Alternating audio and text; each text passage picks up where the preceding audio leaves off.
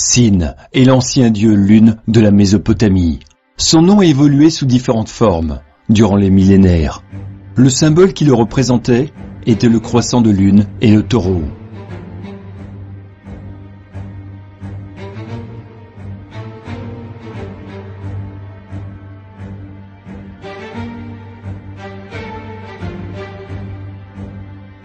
À travers les différents royaumes, époques et régions, Sin deviendra Baal.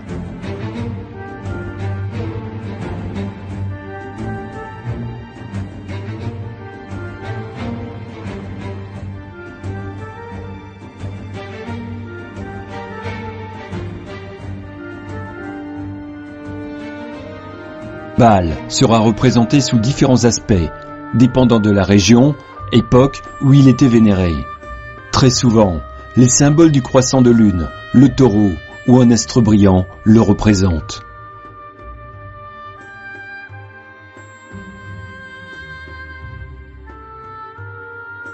Les enfants étaient donnés en sacrifice à Baal afin d'obtenir des faveurs.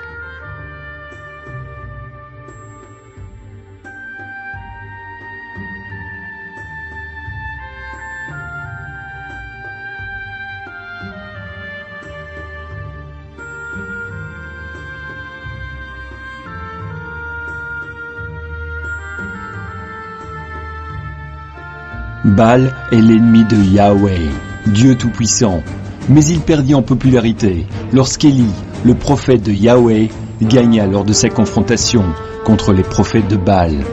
Dans le monde arabe pré-islamique, Baal, que l'on nomme aussi Baal ou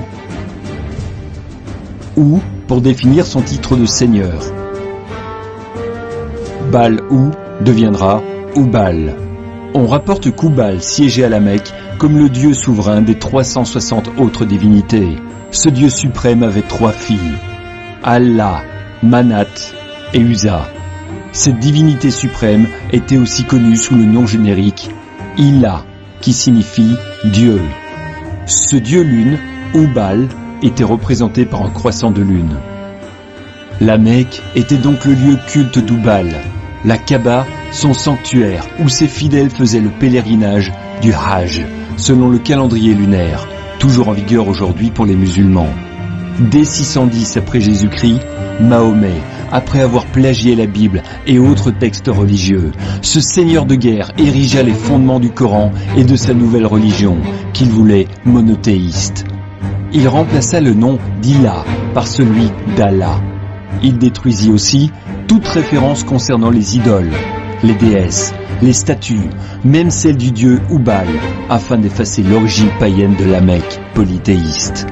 Suite à ce changement brusque et critiqué par certains, Mahomet ne conservera que la pierre noire, la Kaaba et le symbole du croissant de lune, afin d'établir une paix durable avec les différents membres de la tribu des Kouraïch et ceux des clans mécois qui s'y opposaient. Ensuite, il déclara qu'il n'y avait pas d'autre dieu qu'Allah et que Mahomet est son messager. Tous ceux opposés à réciter ce message, la Shahada, étaient exécutés ou persécutés. Voilà la véritable origine de l'islam. Cette religion n'a pas commencé avec Abraham, comme c'est encore prétendu de nos jours.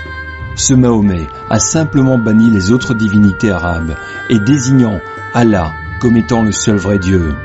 De plus, Mahomet usurpa la position du Christ en se faisant le seul médiateur entre Dieu et l'humanité.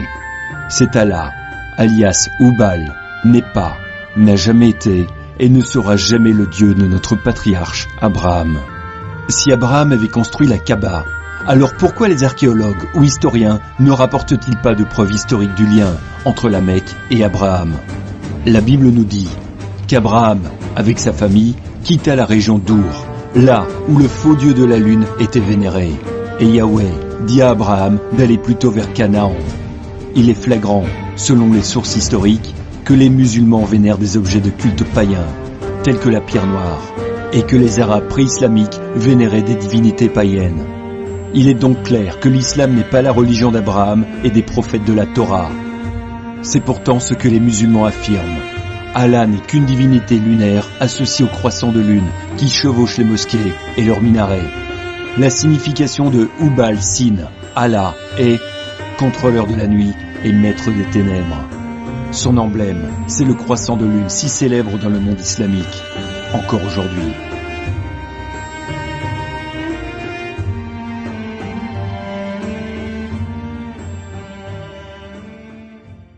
Il y a plusieurs demeures dans la maison de mon Père. Si cela n'était pas, je vous l'aurais dit. Je vais vous préparer une place. Et lorsque je m'en serai allé et que je vous aurai préparé une place, je reviendrai et je vous prendrai avec moi, afin que là où je suis, vous y soyez aussi. Vous savez où je vais, et vous en savez le chemin. Thomas lui dit, « Seigneur, nous ne savons où tu vas. Comment pouvons-nous en savoir le chemin ?» Jésus lui dit, « Je suis le chemin, la vérité et la vie. Nul ne vient au Père que par moi. » Je m'étonne que vous vous détourniez si promptement de celui qui vous a appelé par la grâce de Christ pour passer à un autre évangile. Non pas qu'il y ait un autre évangile, mais il y a des gens qui vous troublent et qui veulent renverser l'évangile de Christ. Mais quand nous-mêmes, quand un ange du ciel annoncerait un autre évangile que celui que nous vous avons prêché, qu'il soit anathème. Nous l'avons dit précédemment, et je le répète à cette heure. Si quelqu'un vous annonce un autre évangile que celui que vous avez reçu, qu'il soit anathème. Et maintenant, est-ce la faveur des hommes que je désire, ou celle de Dieu? Est-ce que je cherche à plaire aux hommes? Si je plaisais encore aux hommes, je ne serais pas serviteur de Christ.